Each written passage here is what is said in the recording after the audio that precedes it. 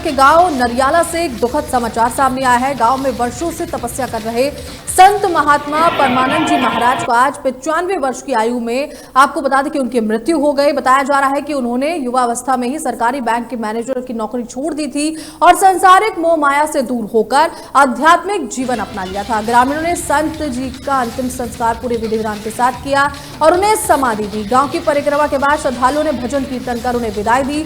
गांव के सरपंच राजकुमार ने बताया कि संत जी ने कभी भी राजनीति में दखल नहीं दिया, बल्कि गांव को केवल शांति और अध्यात्म का मार्ग दिखाया।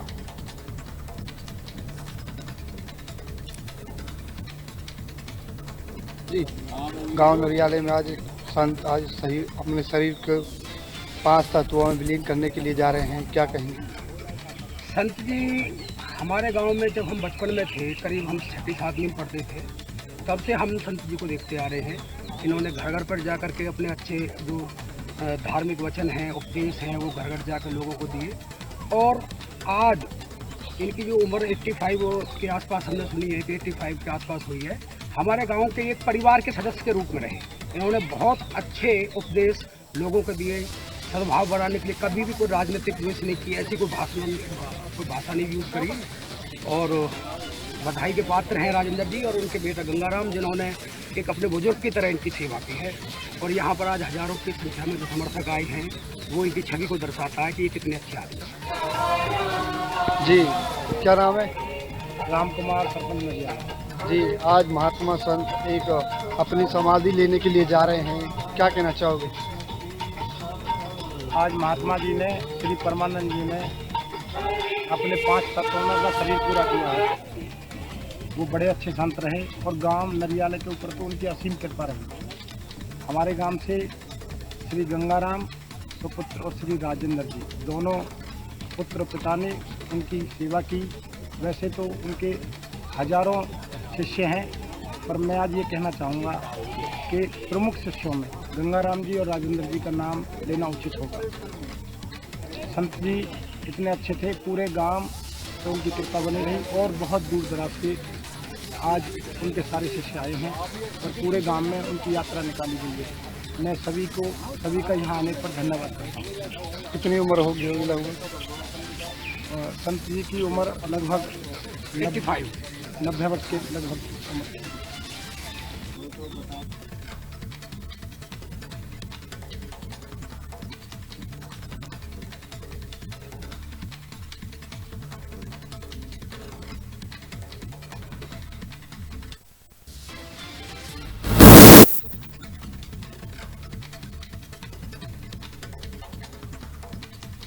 रात भर ग्रामीणों के साथ गश्त की और डीएफओ अजीत प्रताप सिंह के खिलाफ कार्रवाई की मांग की है। उन्होंने कहा कि अगर वन विभाग समय रहते कदम उठाता तो मासूमों की जान बचाई जा सकती थी। पिछले साल भी इसी इलाके में 9 बच्चों समेत 10 लोगों की मौत हुई थी।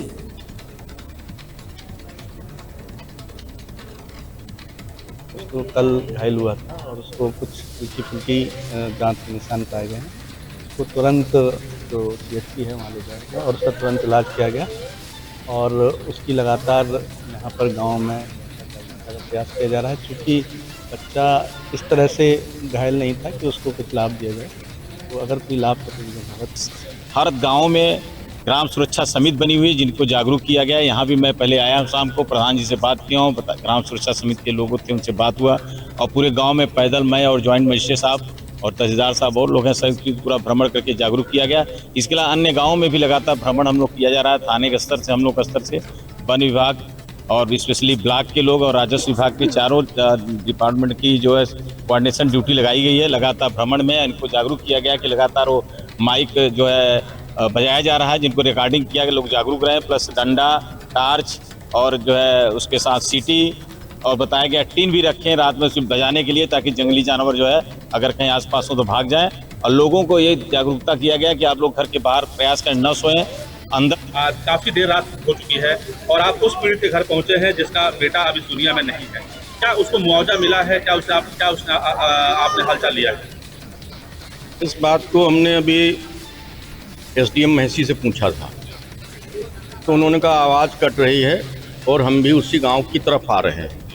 अभी तक तो नहीं पहुंचे हैं, लेकिन मुआवजा का तो हमारे ख्याल से तब मिलेगा जब वन विभाग अपनी एनओसी देगा या कंफर्म करेगा।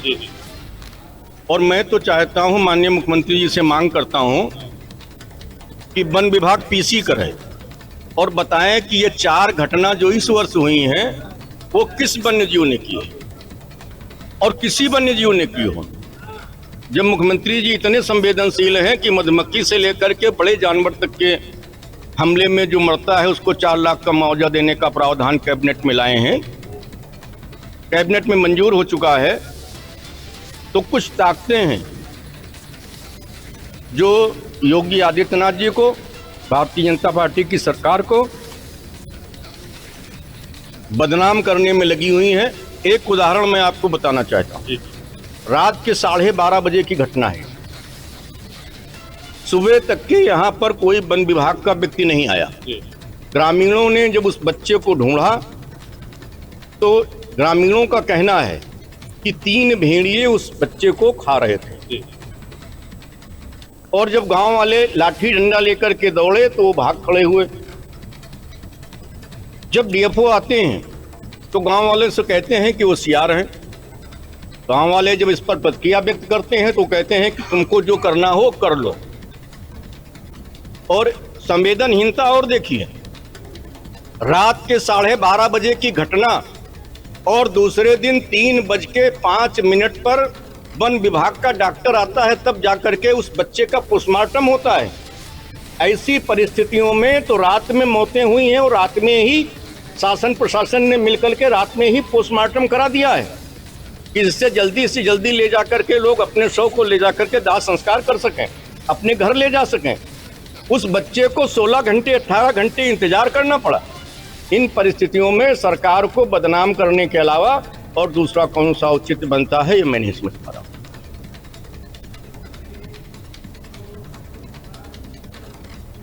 मध्य प्रदेश के दतिया जिले के भांडेर में बकरीद की नमाज के दौरान अनोखा नजारा देखने को मिला। ईदगाह पर नमाज पढ़ने आए सैकड़ों मुस्लिम नमाजियों ने काली पट्टी बांधकर शांतिपूर्ण विरोध जताया। पूर्व पार्षद हीरू सिद्दीकी ने बताया कि शहर के पुराने बस स्टैंड के पास स्थित कब्रिस्तान पर अतिक्रमण किया गया है, जिससे समुदाय की भावनाएं आहत हुई है। नमाज के दौरान अमन और चैन की दुआ मांगी गई और प्रशासन से मांग की गई कि अतिक्रमण तत्काल हटाया जाए।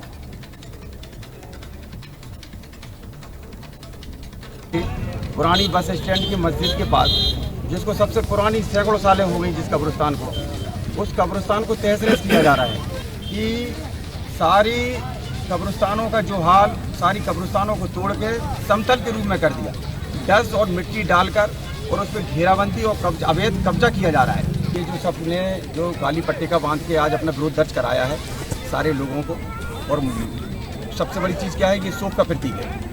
और सबसे बड़ी जो कब्रिस्तानों को जो तोड़ा गया है, वो तोड़ा जा रहा है, ये उसी के गमगीन और हम लोग शोक प्रकट कर रहे हैं आज सारे लोगों के लिए, समाज के लिए कि गमगीन है। और सारों के बुजुर्ग पुरखों के आज हम लोगों के उनकी छातियों पर बुलडोजर चल रहे, जो बेचारे उनको जो दुनिया से चले गए, तो सारे लोगों का ये मानना है कि अगर हम उनकी हिफाजत नहीं कर पाए तो बेकार है।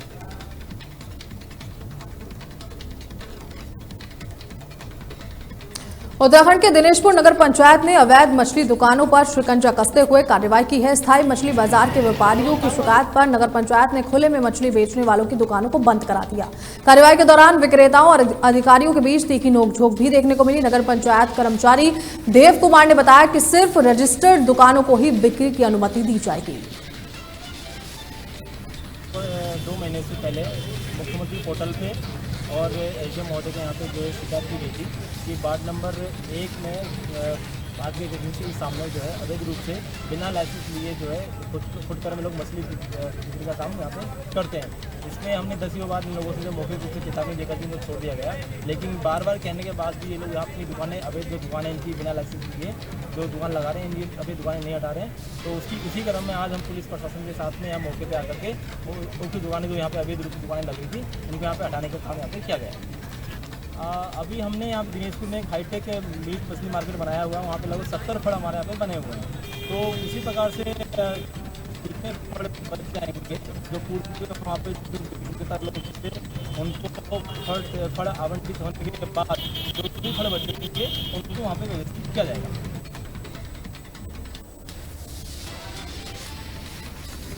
छत्तीसगढ़ के महासमुंद जिले में शिक्षा विभाग की काउंसलिंग के बाद बड़ा खुलासा हुआ है। 700 शिक्षक अतिरिक्त पाए गए हैं जो वर्षों से अपने मनपसंद स्कूलों में तैनात थे। ग्राम सिनोदा की पूर्व माध्यमिक शाला में पदस्थ शिक्षिका स्वाति चंद्राकर बीते 7 सालों से अपनी मूल पद स्थापना से हटकर अन्य स्कूल में कार्यरत थी। अब शिक्षा विभाग ने उन्हें और अन्य शिक्षकों को मूल पद पर लौटने का आदेश दिया है। जिला शिक्षा अधिकारी विजय लहरे ने कहा कि अब किसी भी स्कूल में एकल शिक्षक की स्थिति नहीं रहने दी जाएगी।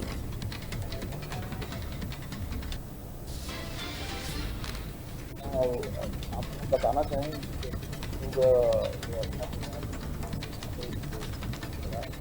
वो उनकी गणना और जो अपेल है सभी लोग अपने मूल शाला में आने उनको आदेश कर दिया गया है और जो युद्धीकरण है उसमें उनकी मूल शाला में गणना करके यदि अधिक जो आवश्यकता आदेश और कोई भी अटैचमेंट का काम नहीं होगा आपको यदि मूल शाला में लिखी जाए हम कर लेते हैं और उसको शाला में हम भेजने के लिए और इस प्रकार का अगर हाँ इसके लिए हम कहना चाहेंगे कि हमने मान्यता करने के लिए हमारे शिक्षक को हम कोशिश कर रहे हैं लगातार जो है सुनने के लिए बैठे लेंगे हमारे डी और विद्यार्थी और उनके जो CSC उनको खास तौर पर हमें ताकीद कर रहे हैं कि पूरी कक्षी से मान्यता करें जो निर्धारित है। हाँ अभी आपको भी विदित है कि जैसे कि अभी स्कूलों में कार्य संपन्न हुआ है अभी 1 तारीख और 2 तारीख हुआ है और हम आपको बताना चाहेंगे जिन स्कूलों में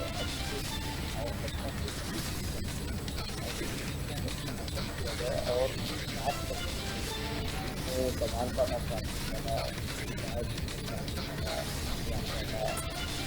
और आपको जो आवश्यकता आधारित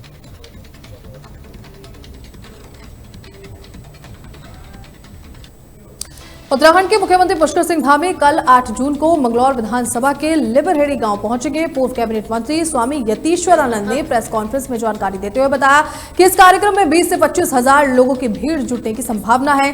कार्यक्रम की अगुवाई हरियाणा के पूर्व मंत्री करतार सिंह बढ़ाना करेंगे। मंच से मुख्यमंत्री कई महत्वपूर्ण घोषणाएं भी कर सकते हैं। 12 बजे जो हमारा लिब्बा रेडी गांव है उसके पास एक हमारा स्वीटी फार्म हाउस है।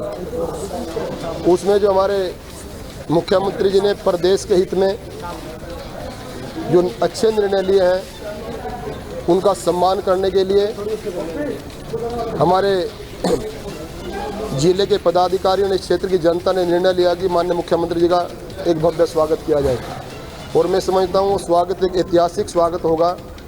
लगभग 20-25 हज़ार की संख्या में वहाँ पर हमारे क्षेत्र की जनता पहुँचेगी और उसके साथ साथ कुछ क्षेत्र की समस्याएं भी हैं। हमारे कार्यकर्ताओं ने लिखी है, भाई करतार सिंह बढ़ाना जी ने लिखी है, माननीय मुख्यमंत्री उनकी भी घोषणा करेंगे ताकि वो कार्य जल्दी से जल्दी करवाया जा सके। अच्छा सर, लगातार भाजपा नेता या वो नेतृत्व पकड़े जा रहे हैं, उसको लेकर क्या कहेंगे आप? आप छोड़िए, चाहे भाजपा का हो, चाहे कांग्रेस का हो, चाहे कोई अन्य हो, जो भी गड़बड़ करेगा, जिस भी क्षेत्र में गड़बड़ करेगा किसी भी कीमत पर बख्शा नहीं जाएगा। वो गड़बड़ होने कैसे? अगर आप मौके पर जाकर देखिए, जहाँ पर भी अवैध खनन चल रहा है, हमने उसको पहले भी कार्रवाई की है हमारी सरकार ने और आगे भी करेगी। ये केवल झूठ बोलने से, किसी के कहने से वहाँ पर अवैध खनन चल रहा है, ये कोई प्रमाण नहीं है। आप प्रमाण दे दीजिए ना, ये आपसे कहने थोड़ी चलेगा हम। हाँ मेरे को दिए, हमारी सरकार तत्काल कार्रवाई करेगी, तत्काल कार्रवाई करेगी। किसी कहने दिए नहीं कि आपने क्या दिया अवैध खनन है। वहाँ पर एक जो है इसी खनन के चक्कर में एक युवक की मौत हुई थी। एक युवक की मौत हुई थी। कहाँ पर हुई थी? अगर मौत अगर उसके नीचे हुई तो उसमें कार्रवाई होगी, उस ड्राइवर से गाड़ी पर कार्रवाई होगी। पहली बात तो मैं कहना चाहता हूँ, कहीं भी अवैध खनन नहीं है। जहाँ खनन है तो वहाँ नियमानुसार खनन है। एक खनन नीति बनी है उत्तराखंड के अंदर और जहाँ तक हैवाट की आप लोग बात कर रहे हैं, सुनिए आप सुनिए, अब की बार पिछली बार से भी सैकड़ों गुना राजस्व सरकार के पास खनन के द्वारा आया है। पिछली सरकारों में 200 करोड़ 250 करोड़ से ऊपर कभी खनन राजस्व नहीं बढ़ा है। अब की बार 1000 करोड़ रुपए से भी ज्यादा राजस्व प्राप्त किया हमारे सरकार ने।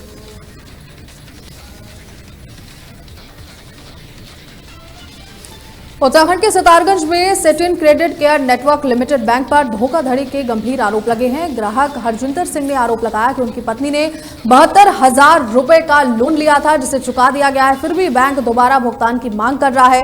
पासबुक में सारी किस्तों की एंट्री मौजूद है, लेकिन बैंक के सिस्टम में नहीं दिख रही है। बैंक डिप्टी मैनेजर धर्मेंद्र ने कहा कि अगर गलती पाई गई तो संबंधित कर्मचारी पर सख्त कार्रवाई की जाएगी।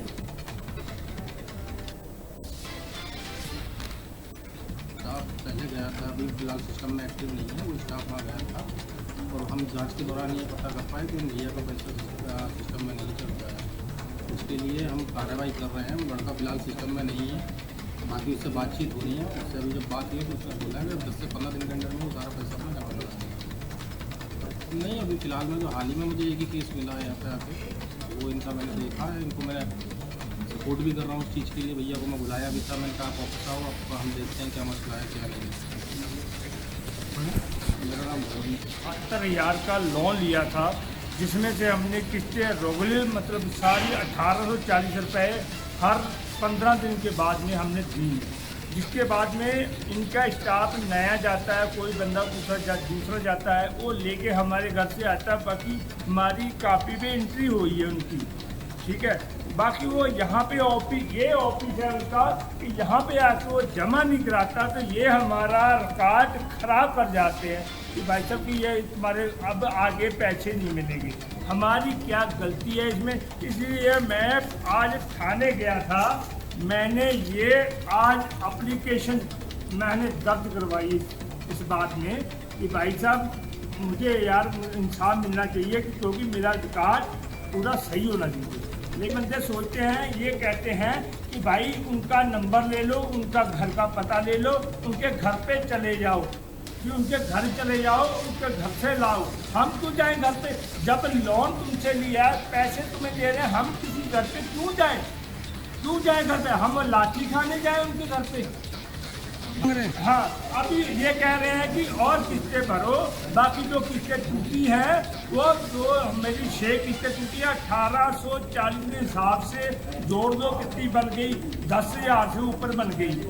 कह रहे कि वो भी पैसे भर दो और बाकी और भर दो, तुम्हारा सिविल क्लियर हो जाएगा। क्यों भर दूँ मैं, जब मैंने पहले भर रखी है? क्यों भर दूँ मैं? जरा सोचे कि भाई साहब कैसे मेहनत से कमा रहे हैं, कैसे खा रहे हैं, लेकिन इनको शर्म नहीं आनी चाहिए। ये मतलब ऐसे गुंडागर्दी करेंगे कि भाई जो किसी को रख लिया मैं भी रख लूँगा, किसी को कल को मैं रख लूँगा, कोई किराएदार तो कल को लेके पैसे वो ही भाग जाएगा, तो मैं कहूँगा कि भैया भाई तू लेके तू दे दे उसको। क्यों दिया भैया, क्यों दिया?